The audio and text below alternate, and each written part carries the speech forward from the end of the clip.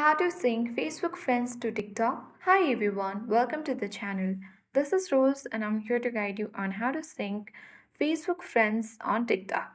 Watch the video till the end and without further ado, let's dive right into the video. Launch TikTok app on your device.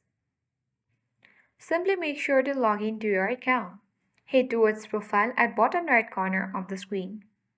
Tap three-line icon at top right corner and select settings and privacy. Tap on privacy option from account section. Now here you got the option to sync contacts and Facebook friends. Select it. Here is the option to sync contacts and sync Facebook friends. Toggle the button on for sync Facebook friends and tap OK button. Now you will be landed on the other pages where you have to tap on continue button and connect to your Facebook account. Now tap on continue button and after that, you'll be able to sync Facebook friends on TikTok after toggling the button on again. So I hope this guide was helpful. If it was, then do like, share, comment, and don't forget to subscribe.